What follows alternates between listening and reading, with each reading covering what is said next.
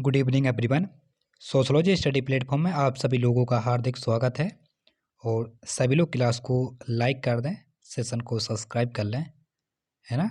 सभी बच्चे क्लास में आ चुके हैं, उपस्थित हैं। सभी को भाई एक बार फिर से गुड इवनिंग है हमारी तरफ से। और जल्दी से जल्दी फटाफट सेशन को शेयर भी कर देंगे, है ना, क्योंकि इस प्लेटफॉर्म पर जो है पीजीटी और नेट की क्लास जो है स्टार्ट शुरू हो चुकी है। जिन बच्चों को पेड क्लास ज्वाइन करना है वो लास्ट में दिए गए नंबर पर कॉल कर सकते हैं और हमें बता सकते हैं, है ना, कि सर हमें पेड क्लास लेनी है तो हम आपको ज्वाइन करा देंगे। क्लियर है। एक बार ये आप लोग नज़र डाल लीजिए, पीजीटी का जो सिलेबस दिया हुआ है हमने, है ना, उत्तर प्रदेश माध्यमिक शिक्षा चयन बोर्ड प्रयागराज। ये आपका जो सिलेबस है पीजीटी का, जिन बच्चों को कन्फ्यूज़न है वो कन्फ्यूज़न अपनी दूर कर सकते हैं, है ना, कि क्या क्या सिलेबस में आपका आने ही वाला है।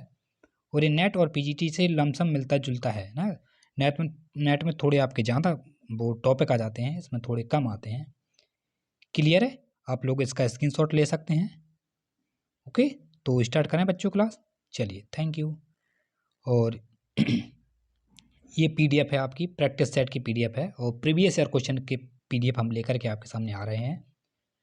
प्रश्न नंबर पहला कह रहा है सही कथन को आपको चिन्हित करना है। ए में कह रहा है आपका जितना बड़ा नगर का आकार होगा उतना ही बड़ा नगरीकरण होगा। बी कह रहा है आपका नगरीकरण ग्रामीण जनसंख्या की तुलना में नगर आबादी के अनुसार या अनुपात के आधार पर निश्चित की जाती है। सी कह रहा है आपका एक ग्राम जो जनसंख्या की दृष्टि से ग्रामीण है वह सामाजिक रूप से नगरीय होगा। डी कह रहा है आपका नगरों में रहने वाले लोग सदा नगरीय नहीं होते। क्लियर है। आपको अगर सही नहीं दिख रहा हो तो आप लोग बेटा क्वालिटी थोड़ी बढ़ा सकते हैं, है ना, क्योंकि पीडीएफ का मामला है तो आप लोग समझ सकते हैं, है ना। आप 360 में करके देखेंगे तो आपको क्लियर दिखेगा। ओके बेटा, ये आपके पी बाई क्यू क्वेश्चन है, प्रीवियस ईयर क्वेश्चन लेकर के आए हैं और इसका राइट आंसर आई थिंक सभी बच्चों ने दे दिया है। बिल्कुल very good, B right answer है, क्योंकि नगरीकरण ग्रामीण जनसंख्या की तुलना में नगर के अनुपात के आधार पर निश्चित की जाती है। ओके बेटा, आगे बढ़े। चलिए, ये आपका अगला प्रश्न है। प्रश्न नंबर दूसरा कह रहा है निम्न में से कौन सी उद्विकास की निकटतम सही व्याख्या है। कौन सी भाई, चलो बताएं। ए है व्यवस्थित एवं तीव्रगामी परिवर्तन। बी कह रहा आपका अपेक्षित एवं आकांक्षित परिवर्तन। सी कह रहा आपका स्वाभाविक एवं क्रमिक परिवर्तन। और डी है सुनियोजित एवं एक पक्षीय परिवर्तन। क्लियर बच्चा। प्रश्न नंबर 2 आपके सामने स्क्रीन पर प्रस्तुत है प्रश्न, और इसका सही आंसर का चयन करके हमें कमेंट बॉक्स में आंसर दे सकते हैं। जिन बच्चों ने सेशन को लाइक नहीं किया भाई बेटा देखो, लाइक जरूर कर दें सेशन को, है ना, क्योंकि आपका लाइक ही हमारे लिए मोटिवेट होता है ना। आप सभी लोग समझ सकते हैं, तो लाइक तो भाई आपका बनता ही है अगर क्लास आपको सेशन अच्छा लग रहा है, और शेयर करें। इसका राइट आंसर बेटा हो जाएगा वेरी गुड सी। जिन बच्चों ने सी आंसर दिया है स्वाभाविक एवं क्रमिक परिवर्तन, क्योंकि उद्विकास निरंतर परिवर्तन और निश्चित दशा गुणात्मक अंतर ढांचे व कार्य में भिन्नता होती है। क्लियर बेटा, आगे बढ़े। अगला प्रश्न आपका प्रश्न नंबर सी यानी कि तीसरा है। कह रहा है सती एक अच्छा एग्जाम्पल किसका भाई। ये है अस्वाभाविक आत्महत्या का। बी कह रहा है परार्थवादी आत्महत्या का। सी है अहमवादी आत्महत्या का। और डी है कोई नहीं, इनमें से किसी नहीं। यानी कि जो सती जो एग्जाम्पल किसका है, उदाहरण आत्महत्या का, जैसे सती प्रथा हुआ करता था पहले, है ना, जिसके पति खत्म हो जाते थे तो पत्नियां भी उसी में सती हो जाती थी कि नहीं भाई हम भी जाएंगे, है ना, हमारा सबको चला गया है। और इसका राइट आंसर आई थिंक सभी बच्चों ने बिल्कुल वेरी गुड राइट आंसर दिया है। प्रश्न नंबर बी परार्थवादी आत्महत्या, है ना, जैसे सैनिक करते हैं हमारे रक्षा के लिए, देश की रक्षा के लिए खुद को जो दाव है वो समर्पित कर देते हैं प्रेम प्राण। यानी कि परार्थवादी आत्महत्या में व्यक्ति सामूहिक हित के लिए कार्य करता है ना। और अगला आपका प्रश्न नंबर 4, देखो क्वेश्चन नंबर आंसर जरूर डाल करके दिया करें। कह रहा है उस प्रतिसत्तात्मक परिवार का नामकरण क्या होगा जहां एक पुरुष अपनी पत्नी बच्चे सास एवं साली के साथ निवास करता है, उसको आप क्या कहते हैं। संयुक्त परिवार कहेंगे कि एकांकी परिवार करेंगे कि विस्तृत परिवार करेंगे या बहुपति विवाह परिवार कहेंगे। प्रश्न नंबर 4 आपके सामने स्क्रीन पर प्रस्तुत है प्रश्न, फटाफट आंसर दें।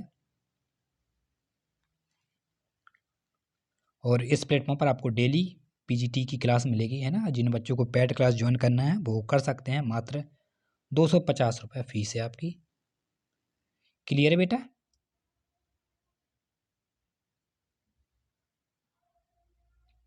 प्रश्न नंबर 4 का सभी बच्चों ने राइट आंसर दे दिया। बिल्कुल संयुक्त परिवार कहते हैं जिसमें सभी लोग मिलजुल कर रहते हैं, दादा चाचा पापा हमारे माता पिता, है ना। 4 का ए, यानी कि दुबे की पुस्तक है मानव और संस्कृति। सभी लोगों को पता है, इसमें लिखा है कि यदि कई मूल परिवार एक साथ रहते हैं और उनमें निकटता का आना ही साथ में भोजन करना, है ना, ये इकाई होती हैं तो उसे आप संयुक्त परिवार के नाम से जान सकते हैं, या आप कह सकते हैं कि ये संयुक्त परिवार है। और अगला प्रश्न आपका प्रश्न नंबर 5, निम्नलिखित में से किसने भारत में जाति को इंडो आर्यन संस्कृति के ब्राह्मण संतान माना है? ये सभी लोग जानते हैं, ये बिल्कुल GS घुरिए जाएगा आई थिंक सभी बच्चों का, है ना, क्योंकि बहुत सिंपल प्रश्न सभी बच्चों ने पढ़ा हुआ है। इन्होंने कहा था GS घुरिए ने कि मैं यह निष्कर्ष निकाल सकता हूँ कि भारत में जाति इंडो आर्यन, ये जो आप देख रहे हैं, ये संस्कृति के ब्राह्मणों का बच्चा है जो गंगा यमुना के मैदान में खेला है और पला बढ़ा है, यहीं से पूरे जो है भारतवर्ष में फैल चुका है। क्लियर है? इसी के साथ आपका अगले पड़ाव पर चलते हैं। प्रश्न नंबर 6 कह रहा है यूनेस्को अध्ययन समूह के अनुसार प्रजातियों के वर्गीकरण का आधार क्या होगा? सभी बच्चे आंसर दें। इसका राइट आंसर देखो ए में है आपका प्रजाति की शुद्धता, बी कह रहा है बौद्धिक श्रेष्ठता, और सी आपका बौद्धिक हीनता, डी है शारीरिक विशेषताएं, है ना। 6 प्रश्न नंबर है, फटाफट आंसर दें क्या हो जाएगा। और आप लोगों का ज़्यादा समय हम नष्ट नहीं करेंगे, है ना। कई बच्चे सोचते हैं कि भाई सर थोड़ा फास्ट करिए, हम बहुत फास्ट कर रहे हैं, है ना, और थोड़ा ज़्यादा भी फास्ट नहीं करता कि ज़्यादा स्लो भी नहीं कर सकते, जिससे सभी बच्चों को साथ में लेकर के हमें चलना है। राइट आंसर इसका हो जाएगा 6 का बिल्कुल शारीरिक विशेषताएं। शारीरिक विशेषताएं यानी कि यूनेस्को के वर्गीकरण में कहा गया है कि प्रजाति के लिए शारीरिक समशारीरिक लक्षण वाले समूह या निर्जाति समूह का ही प्रयोग किया जाता है ना। और ये प्रश्न थोड़ा हम शॉर्ट कम कर देते हैं जिससे सभी दिख जाएं। 7 कह रहा है भूमिका से संबंधित निम्नलिखित कथनों में से कौन सा सही है? इधर आप 1 2 3 4 देख रहे हैं, इधर आपका कूट लेखन दिया हुआ है। क्लियर है बच्चे? जैसे पहला कह रहा है भूमिका वह कार्य है जो एक व्यक्ति अपनी परिस्थिति के अनुरूप करता है। दूसरा कह रहा है भूमिका परिस्थिति से संबंध नहीं है। और तीसरे में बताया गया है कि भूमिका स्थिर होती है, यानी कि स्थिर होती है। और चौथे में बताया गया है कि प्रकारात्मक आवश्यकता की पूर्ति भूमिका निर्वाह से ही होती है। ए में आपका पहला और दूसरा सही है, बी कह रहा है दूसरा और तीसरा सही है, सी कह रहा है आपका तीसरा और चौथा का सही है, डी कह रहा है आपका पहला और चौथा सही है। आपका प्रश्न रोल से संबंधित है, यानी कि भूमिका से। तो फटाफट आंसर दें। आई थिंक सभी बच्चों ने पढ़ा है, बेसिक कॉन्सेप्ट का प्रश्न है, बिल्कुल राइट आंसर हो जाएगा आपका पहला और चौथा, पहला और चौथा। क्लियर बच्चा? क्योंकि एक परिस्थिति धारण करने के कारण समाज जो है जिस प्रकार के कार्य को व्यक्ति से अपेक्षित करता है, यानी कि अपेक्षा करता है, वही भूमिका कहलाती है ना। और आपसे देखते हैं आपकी अपेक्षा क्या करते हैं। ये आपका प्रैक्टिस सेट देखो ये लिखा हुआ है ना। प्रैक्टिस सेट फर्स्ट चल रहा है अभी, है ना। इसके 4-5 वीडियो बनाई जाएंगी, उसका प्रैक्टिस सेट आपका दूसरा आ जाएगा। और प्रश्न नंबर 8 है कथन का है, कथन और कारण है, हम आंसर थोड़े आगे बताएंगे। और इसका कथन कह रहा है कोई समाज विचलन से पूर्वता मुक्त नहीं हो सकता। कारण कह रहा है आपका समाज में विचलन और अनुचालन सतत चलने वाली प्रक्रिया है ना। इसका आप कूट लेखन देख लें, सभी बच्चे एक बार और पढ़ लें कथन और कारणों को, इसके बाद हम आपको कूट लेखन पर ले चलते हैं, एक बार और दिखा देंगे हम। क्लियर है? ए कह रहा आपका ए और आर दोनों सही हैं, आर ए की सही व्याख्या है। बी कह रहा आपका ए और आर दोनों सही हैं परंतु आर ए की सही व्याख्या नहीं कर रहा है। सी कह रहा है ए सही है परंतु आर गलत है। डी कह रहा आपका ए गलत है किंतु आर सही है। एक बार आप फिर से देख सकते हैं, प्रश्न नंबर आपका 8 था, है ना। कथन और कारण फिर से पढ़ लें, उसके बाद हम फिर से आपको वो कूट लेखन बता देंगे। क्लियर है? कथन आपका दिया हुआ है, कारण दिया हुआ है। क्लियर है बच्चा? Very good. और इसका राइट आंसर आई थिंक सभी बच्चों ने सही आंसर दिया है। प्रश्न नंबर 8 का चला जाएगा आपका ए, दोनों सही हैं। ऐसी संस्थागत अपेक्षाओं के उल्लंघन किए जाने वाले व्यवहार को विपथगमन या विचलन कहते हैं, है ना। अगले पड़ाव पर चलते हैं। प्रश्न नंबर आपका 9 आपकी स्क्रीन पर दिख रहा है। सार्वभौमिक भाषा की बात पर बल दिया जाता है। सार्वभौमिक भाषा की बात पर बल दिया जाता है। ए कह रहा है इससे उत्तम सामाजिक समझ बनेगी। बी आपका इससे एक स्वाभाविक विश्व राजनीतिक व्यवस्था बनेगी। और सी में आपका इससे विश्व को एक आर्थिक व्यवस्था प्राप्त होगी। डी है इससे अंतर्राष्ट्रीय तनाव को समाप्त करने में सहायता प्राप्त होगी। प्रश्न नंबर 9। और जिन बच्चों ने सेशन को लाइक नहीं किया भाई एक बार फिर से बता देते हैं। देखो सेशन को लाइक जरूर कर दिया करें, है ना। आपका एक लाइक हमारे लिए मोटिवेट होता है, हमें ऊर्जा प्रदान करता है ना। जो आपका लाइक होता है उससे लगता है कि यहाँ जो चीज़ हम बता रहे हैं, जो हम समझा रहे हो, उसको आपको समझ में आ रहा है ना। क्योंकि हम डायरेक्ट तो आपको देख नहीं सकते कि आप पढ़ रहे हैं कि नहीं पढ़ रहे हैं, समझ में आ रहा है कि नहीं आ रहा है। आपके लाइक से ही हमें पता चलेगा कि हाँ भाई आपको कुछ समझ में आ रहा है। तो आप लोग लाइक जरूर कर दिया करें। और प्रश्न नंबर आपका 9 का चला जाएगा। ए इससे उत्तम सामाजिक समझ बनेगी। क्लियर। देखो समझा देते हैं। सार्वभौमिक भाषा को अपनाने की प्रक्रिया से विश्व के देशों के बीच जो सामाजिक एकता बांटने के अवसर प्राप्त होंगे, उससे लोगों में जो उत्तम सामाजिक व्यवस्था बनी रहेगी, उसी को आप सामाजिक समझ के नाम से जान सकते हैं, है ना। सार्वभौमिक भाषा होती है।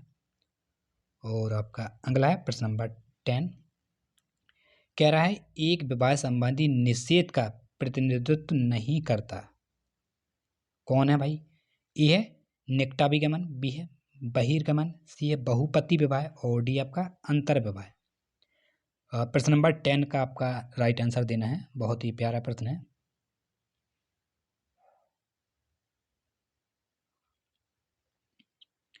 विवाह से संबंधित प्रश्न आई थिंक आज सभी बच्चों ने जो विवाह का कॉन्सेप्ट तो पढ़ा ही होगा, है ना। इससे कोई बच्चा समाजशास्त्री हो या कैसा भी हो, 8 प्रकार के विवाह होते हैं मनुस्मृति में कहा गया है ना। 4 शुद्ध होते हैं, 4 बेशुद्ध होते हैं। और आप लोग बता सकते हैं जो गंधर्व विवाह होता है वो किस श्रेणी में आता है। इसका राइट आंसर आपको चला जाएगा सी बहुपत्नी विवाह। क्लियर है। क्योंकि बहुपत्नी विवाह एक विवाह संबंधी निषेध का प्रतिनिधित्व नहीं करता है, क्योंकि इसमें व्यक्ति एक साथ से यानी कि एक साथ में एक से जो है अधिक स्त्रियों से विवाह करता है, उसको आप बहुपति के नाम से जान सकते हैं, है ना।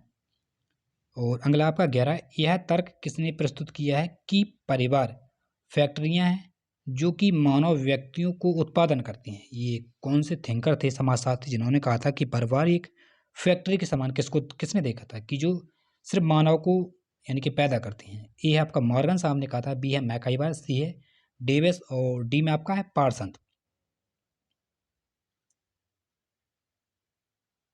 प्रश्न नंबर 11 का आंसर आप दे सकते हैं। और वेरी गुड। इसका राइट आंसर हो जाएगा आपका पार्सन साहब ने कहा था। पार्सन साहब ने कहा था कि परिवार फैक्ट्री हैं जो मानव व्यक्ति को उत्पादित करती हैं, है ना।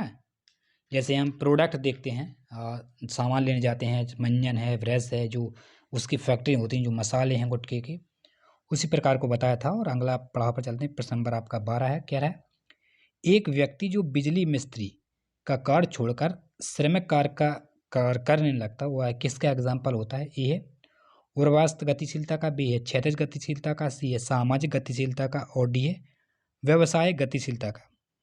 यानी कि अगर हम कोई काम करते हैं, मान लीजिए हम अभी आपको पढ़ा रहे हैं, हम पढ़ा करके ये काम छोड़ करके हम ऑफलाइन पढ़ा लेने लगे या कुछ और काम करने लगे ना, हम शॉप खोल लें, कुछ कर लें, तो यह क्या हो जाएगा।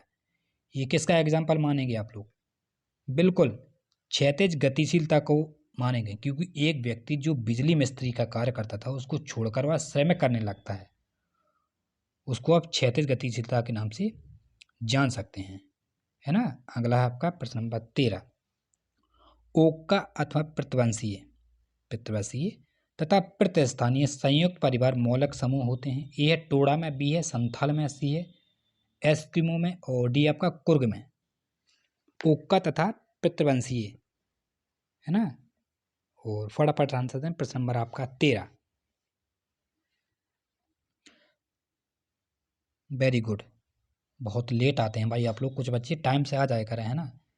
और राइट आंसर इसका हो जाएगा कुर्ग में, क्योंकि कुर्ग में ओक्का अथवा पितृवंशीय अथवा पितृस्थानीय संयुक्त परिवार मौलिक समूह होते हैं।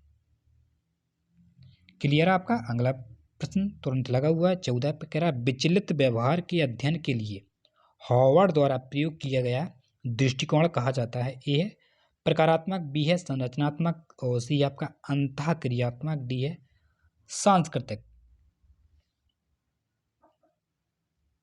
जिन बच्चों को एक बार फिर से बता दें, जिन बच्चों को पेड क्लास ज्वाइन करना है वो कमेंट बॉक्स में बता सकते हैं और हम डिस्क्रिप्शन में अपना नंबर डाल देंगे, आप लोग उससे कांटेक्ट कर सकते हैं, है ना। आपकी फ़ीस की बता दें 250 रुपये आपकी फ़ीस है। ओके, नंबर आप लोग नोट कर सकते हैं 8853539514। क्लियर है। और राइट आंसर उसका हो जाएगा सी अंतःक्रियात्मक, क्योंकि विचलन व्यवहार के अध्ययन के लिए हार्वर्ड द्वारा जो प्रयोग किया गया था वह दृष्टिकोण अंतःक्रियात्मक कहलाता है ना, जिन्होंने इसका नाम रखा था। अगला है आपका 15, निम्नलिखित में से कौन सा कथन सामाजिक नियंत्रण के उद्देश्य से संबंधित है। ए है सामाजिक परिस्थिति में बदलाव, बी है राज्य के प्रभाव में वृद्धि, सी है समाज में दृढ़ता, एकता एवं अनुरूपता स्थापित करना, और डी आपका लोगों के व्यवहार में कठोरता लाना है। बहुत ही प्यारा प्रश्न है। कह रहा है निम्नलिखित में से कौन सा कथन है जो सामाजिक नियंत्रण के उद्देश्यों से संबंधित है ना। बिल्कुल सिंपल प्रश्न तो सिंपल आंसर सी। समाज में सुदृढ़ता, एकता एवं अनुरूपता जो स्थापित करना होता है वह सामाजिक नियंत्रण के उद्देश्यों से ही तो संबंधित होता है। क्लियर है। और इस प्रश्न का ये लास्ट प्रश्न है। कह रहा है उर्द अर्ध प्राथमिक समूह की शब्दावली का प्रतिपादन किसने किया था बेटा। ए है आपका ऑगवर ने, सी बी है समनर ने, और सी है कूले ने, डी आपका हिलर ने। देखो YCT भी लिखा हुआ है यहाँ पे, है ना, तो आप लोग समझ सकते हैं। कम से कम 400-500 वीडियो बनाए जाएंगे PGT वालों के लिए खास करके। और इसका राइट आंसर आपका हो जाएगा प्रश्न नंबर 16 का सी, कूले साहब ने कहा था। क्लियर है। इन्होंने कहा था कि अर्ध प्राथमिक समूह की शब्दावली का प्रतिपादन कूले ने किया था। अर्ध प्राथमिक समूह सदस्यों की संख्या, घनिष्ठता एवं आमने सामने के संबंध को दृष्टि से तो प्राथमिक समूह कहलाते हैं, किंतु संरचनात्मक व संगठन की दृष्टि से द्वितीयक समूह के रूप में आप जान सकते हैं। क्लियर है बेटा। और अब आपको हम थोड़ा यहाँ ये वाइट पेज पर बता दें कि जिन बच्चों को पेड क्लास लेना है वो इस नंबर पे कांटेक्ट कर सकते हैं 8853539514। फीस है आपकी 250 रुपये। क्लियर है। और जिन बच्चों को पेड क्लास लेनी है वो ज्वाइन कर सकते हैं। और हम बता दें पेड क्लास में आपको क्या क्या सुविधाएं दी जाएंगी। सबसे पहले तो आपके डाउट क्लियर कराए जाएंगे, जो आपके डाउट मन में जो भावना रहती है कि ये क्या होगा, इसका क्या होगा, है ना, जो अधिकतर आती है खास करके एग्जाम टाइम पर आती है। और PDF मिलेगी, उसके PDF के आंसर मिलेंगे आपको, है ना। कभी भी आप कुछ जो आपको जानकारी लेनी है वो ले सकते हैं। क्लियर है बेटा। चलिए फिर मिलते हैं नेक्स्ट क्लास में। जब तक के लिए आप अपना ख्याल रखें, अपने परिवार का ख्याल रखें, लेकिन पढ़ाई पर अवश्य फोकस करें। आपका एग्ज़ाम लगने ही वाला है। या आप अपनी कमर कस के बैठे रहें कि नहीं सर अभी नहीं आएगा, टाइम है, तो टाइम के चक्कर मत रहें, है ना, नहीं तो टाइम निकल जाता है। यही अधिकतर खास करके बच्चों के साथ होता है, वो अपने साथ ना करें। या आप फर्स्ट अटैम्प्ट ही अपना लास्ट अटैम्प्ट समझें, है ना। चलिए थैंक यू।